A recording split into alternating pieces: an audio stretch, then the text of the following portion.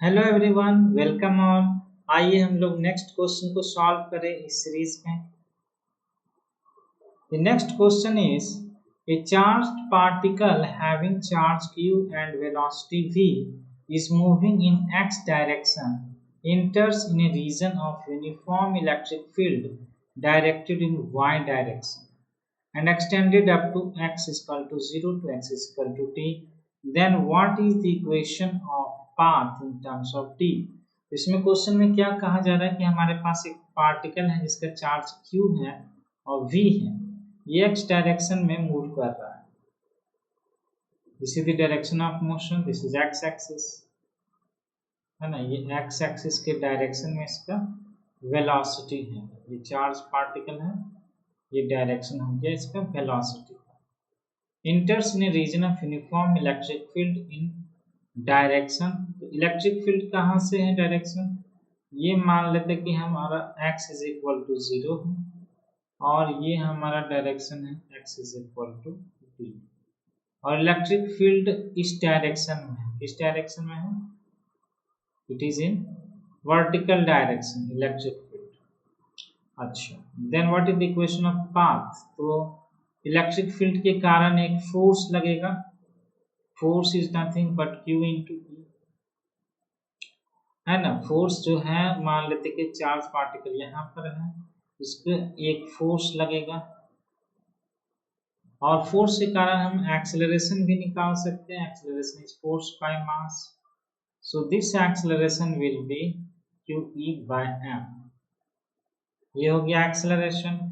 और इनिशियली यहाँ पर पोजीशन ये था, है ना, एक्स एक्सिस। तो एक्स एक्सिस में जो वेलोसिटी होगा वो अफेक्टेड नहीं होगा। Velocity along X axis will remain constant, but velocity in Y axis change करेगा। अब बोल रहा है कि इसका इक्वेशन निकाल लेते हैं। तो एक पॉइंट पर हम मान लेते हैं कि इसका कोऑर्डिनेट x, y है।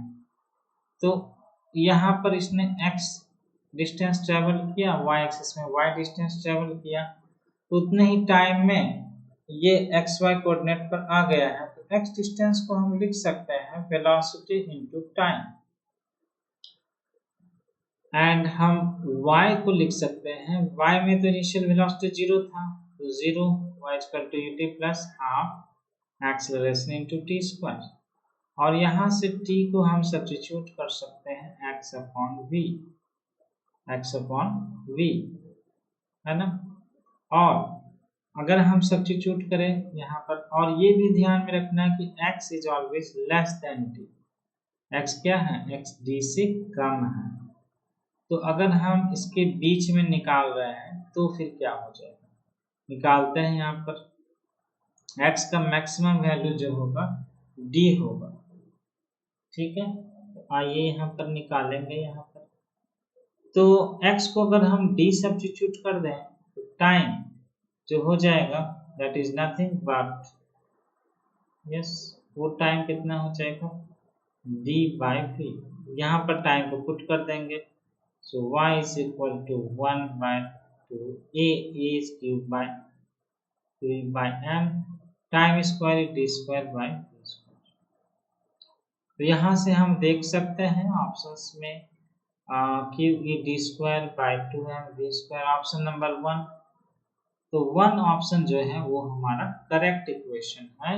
यहाँ पर ये इक्वेशन वैलिड है टिल द डिस्टेंस d, है ना। अगर उसके बाद क्या होगा, उसके बाद कोई फोर्स नहीं लगेगा, उसके बाद तो वो कांस्टेंट में चलता जाएगा, कांस्टेंट वेलोसिटी से, ठीक है।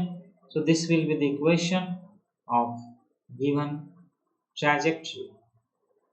Hope you have understood this explanation. अगर आपको अच्छा लगा हो तो प्लीज हमारे चैनल यूट्यूब पर एजुकेटर्स माइंड को सब्सक्राइब करें और हमसे जुड़े रहें इन सारे लिंक्स पर।